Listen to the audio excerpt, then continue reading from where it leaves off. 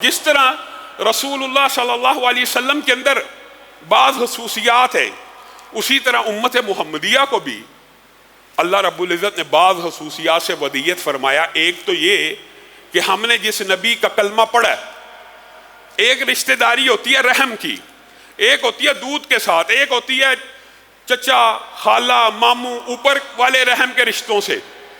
آپ ایک ماں کے بطن سے پیدا ہو جائیں، آپس میں بھائی بھائی بن جاتے ہیں، بہرحال یہ ایک پروسیس ہے۔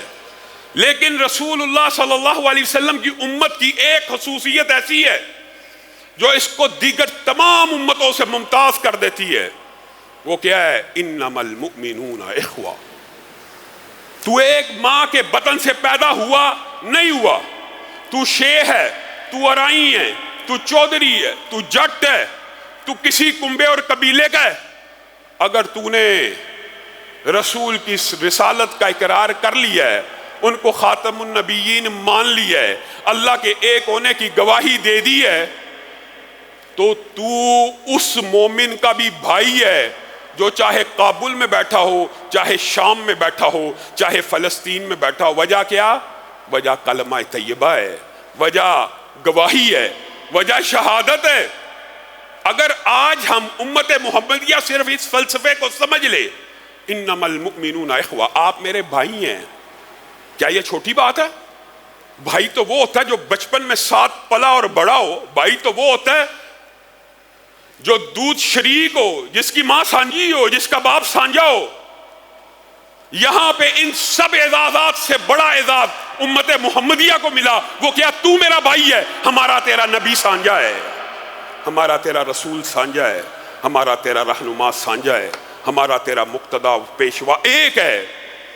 یہ وہ خصوصیت ہے جس خصوصیت کا مقابلہ دنیا کی کوئی قوم، کوئی امت نہیں کر سکتی۔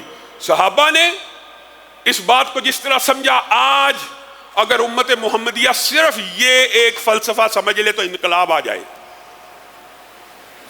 ارائی کو ووٹ ڈالنا ہے، چودھری کو ووٹ ڈالنا ہے، کھوکھر کو ووٹ ڈالنا ہے، میری برادری کا ہے، میرے کنبے کا ہے۔ اور تیری برادری اور کنبہ اور قبیلہ کوئی چیز نہیں، تیری برادری اور کنبہ اور قبیلہ کلمہ طیبہ ہے۔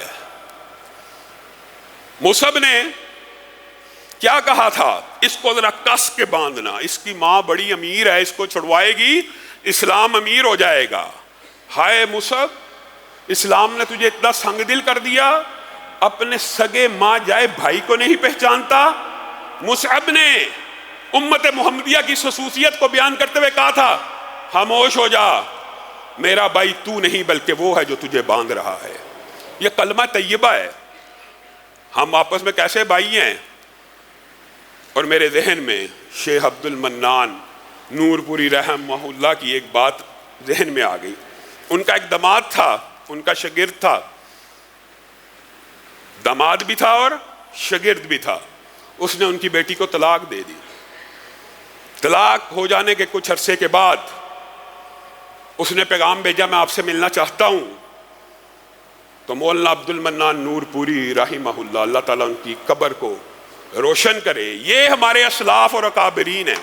انہوں نے کہا، بیٹا تیرے میرے 3 رشتے تھے، ایک تو میرا داماد تھا، ایک تو میرا شاگرد تھا، اور تیسرا رشتہ میں اور تو اسلامی طور پہ بھائی بھائی ہیں۔ کیا ہوا؟ ایک رشتہ ختم ہو گیا، 2 رشتے باقی ہیں جو میں قبر تک ساتھ لے کے چلوں گا، جب بھی آئے گا میرے ماتھے کے اوپر سلوٹ نہیں پڑے گی۔ یہ وہ برادری ہے۔ آج چھوٹی سی بات پہ ناراض ہو جائے، سگے بھائی بھی ایک دوسرے سے بات نہیں کرتے، ایک دوسرے کی طرف منہ نہیں۔ کب سے ناراض ہیں جی؟ 3 سال ہو گئے ہیں جی، 2 سال ہو گئے۔ مسلمان آپس میں 3 دن سے زیادہ ناراض نہیں ہو سکتا۔ یہ اخوت ہے، یہ برادری ہے، یہ بھائی چارہ ہے۔ اس طرح مل جاؤ تو پوری دنیا کی دشمن قوتیں اکٹھی ہو جائے، تمہارا مقابلہ نہیں کر سکتی، نہیں کر سکتی۔ لیکن ہم تتر بتر ہیں، منتشر ہیں۔ یہ وہ برادری ہے جس کو ہم نے بنیادی طور پہ رسول اللہ صلی اللہ علیہ وسلم کی احادیث کو بھی فراموش کیا۔ اور یہ نہیں ہے کہ زبان سے ایک دوسرے کو بھائی مانا تو دل میں محبت پیدا نہ ہو، پھر آپ اپنے دعوے میں جھوٹے ہیں، پھر آپ نے رسول اللہ صلی اللہ علیہ وسلم کی حدیث کو صحیح سمجھا نہیں۔ اب بھائی اگر ہیں تو محبت بھی سگے بھائیوں کی طرح ہونی چاہیے۔ آپس میں محبت بھی سگے بھائیوں کی طرح ہونی چاہیے. یہی اسلام کا اسوہ، یہی وہ مارکے ہے جن کی تفصیل آپ کے سامنے رکھی کہ بیٹے اور باپ آمنے سامنے کھڑے ہیں. کس وجہ سے؟ لا الہ الا اللہ کی وجہ سے. ایک نے تلوار اٹھائی ہوئی ہے، دوسرا بچا رہا ہے. یہ بات ذہن نشین رکھیے. ہم نے رسول اللہ اور رسول اللہ کی پیشین گوئیوں میں ایک پیشین گوئی یہ بھی تھی، ایک وقت آئے گا میری امت کے اوپر کہ دین پہ چلنا انگاروں پہ چلنے جیسا ہو جائے گا، اور میری سنت پہ عمل کرنا اتنا مشکل ہو جائے گا، اتنا مشکل ہو جائے گا کہ جو تم میں سے اس وقت اس دور میں میری سنت کو تھامے رکھے گا، دین پہ چلتا رہے گا، استقامت کا مظاہرہ کرے گا، اللہ رب العزت کا یہ فضل اور عنایت ہے. صحابہ کا مقابلہ نہیں ہے، لیکن اس دور پر اشوب میں سنت رسول کے ساتھ تمسک اختیار کرنے کا اجر و ثواب اور ترغیب ہے کہ اس دور میں بھی جو میری سنت سے چمٹا رہے گا، دین کے ساتھ تمسک اختیار کرے گا، اس کو 50 کے برابر اجر ملے گا. اب صحابہ تھے، سوال پیدا ہو سکتا تھا، اے اللہ کے رسول 50 امتیوں کے برابر کہ ہم سے مخاطب ہیں، ہم سے بات کر رہے ہیں کہ 50 امتیوں کی بات کر رہے ہیں. تو رسول اللہ صلی اللہ علیہ وسلم نے آپ کو ترغیب دیتے ہوئے یہ بات کہی ہے، آپ کے لیے آج کا وہ دور ہے کہ اے میرے صحابہ تم میں سے 50 کے برابر ان کو اجر و ثواب مل جائے گا. کس چیز کے اوپر؟ سنت کے اوپر چلنے پہ. ہم نے جس کو بڑا معمولی سمجھ لیا، بات آئی ہے ضمنی طور پہ، تو یہ بات سمجھ لیجئے. خلاد بن رافع کی حدیث ذہن سے نکل چکی ہے. آئے، نماز پڑھی، رسول اللہ کو سلام کیا، رسول اللہ نے سلام کا تو جواب دے دیا، لیکن کیا کہا؟ ارجع فصلی فإنک لم تصلی، واپس لوٹ جا، تو نے نماز نہیں پڑھی. اللہ کے رسول نماز تو پڑھ کے آئے. پھر پڑھی، پھر سلام کیا، پھر جواب دیا، سلام کا جواب دیا، لیکن کہا ارجع فصلی فإنک لم تصلی. یہ کیا ہو گیا؟ نماز تو پڑھ رہا ہوں اللہ کے لیے، اور بڑے اپنی طرف سے کوشش کر کے اچھی پڑھ رہا ہوں، پھر نہیں پڑھی. پھر پڑھی، چوتھی مرتبہ آ کے کہنے لگے اللہ کے رسول اس سے بہتر مجھے پڑھنی آتی ہی نہیں، اب آپ بتا دیجئے میری نماز میں کیا کمی ہے. ہم نے سنتوں کو بڑا چھوٹا سمجھا ہوا. یہ بات ضمنی طور پہ آئی ہے. سنت رسول ہماری نظر میں کوئی اہم نہیں ہے، قول رسول ہماری نظر میں کوئی اہم نہیں ہے.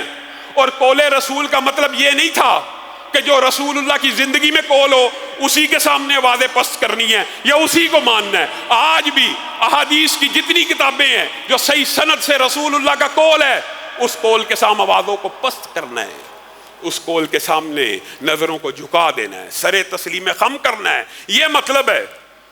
اے خلاد، نماز پڑھا کر تو اطمینان بھی کیا کر. اللہ کے رسول کیا مطلب؟ جب رکوع کیا کر، رکوع میں جاتا ہے، کمر سیدھی ہوتی نہیں ہے، سر اٹھا لیتا ہے، پھر کمر سیدھی ہوتی نہیں، سجدے میں چلا جاتا ہے، سجدے میں کمر سیدھی ہوتی نہیں، سجدے سے سر اٹھا لیتا ہے، پھر کمر سیدھی ہوتی نہیں، سجدے میں چلا جاتا ہے. جب بھی نماز پڑھا کر ہر رکن کے اندر اعتدال کا مظاہرہ کیا کر، اطمینان کا مظاہرہ کیا کر. اب بتائیے یہ جو سنت اعتدال ہے، یہ سنت اعتدال اگر اس کے اوپر عمل نہ کرنے والے کو رسول اللہ نے کہہ دیا تیری نماز کوئی نہیں، تو وہ نیکیوں کے اعمال جن کے اوپر سنت رسول یا مہر نبوت موجود ہی نہیں، وہ قابل قبول ہیں. وہ نمازیں جو مسنون ہی نہیں، وہ نمازیں جو ایک بھی سنت رسول کے مطابق پڑھی ہی نہیں. اور یہ کسی مولوی کا فتویٰ نہیں ہے. حضرت حذیفہ نے ایک تابعی کو اسی طرح نماز پڑھتے ہوئے دیکھ لیا، کہا تیری نماز نہیں ہوئی، دوبارہ پڑھ. اس نے کہا مجھے اس سے اچھی آتی نہیں. کہا کتنے سال سے پڑھ رہا ہے؟ ایسے کہا 40 برس سے پڑھو. 40 برس؟ ایسے 40 برس سے پڑھ رہا ہے؟ جی ہاں، ایسے پڑھو. یہ کوئی مولوی فتویٰ نہیں دے رہا، ایک صحابی رسول اللہ صلی اللہ علیہ وسلم کی حدیث کو سمجھ کے یہ فتویٰ دے رہا. کہا پھر میری بات سن، اپنی نماز کو درست کر لے، اپنی نماز کی آج سے اصلاح کر لے، آج سے. تو نے 40 سال میں ایک بھی نماز نہیں پڑھی. اور دوسری طرف حدیث کی کتابوں میں کیا ہے؟ جس نے صرف 2 رکعت پڑھی. یہاں پہ 40 سال تو نے ایک بھی نہیں پڑھی. اور جس نے صرف 2 رکعت پڑھی کیسے؟ جیسے رسول اللہ صلی اللہ علیہ وسلم نے پڑھی, جیسے رسول اللہ صلی اللہ علیہ وسلم نے وضو کیا. سب کو پتہ حدیث کیا ہے؟ صرف 2 رکعتیں ایسی پڑھی ہوں جو رسول اللہ کی سنت کے مطابق ہوں, جو رسول اللہ کے وضو کے مطابق پڑھی گئی ہوں. صحیح حدیث کے الفاظ ہیں, اس بندے نے ابھی سلام نہیں پھیرا ہوتا, اللہ تعالیٰ نے اس کے سارے گناہوں کو معاف کر دیا ہوتا. وہ ایسے ہو جاتا جیسے ماں کے پیٹ سے آج پیدا ہوا. آپ نے سنت کو کیا سمجھا؟ کچھ بھی نہیں سمجھا.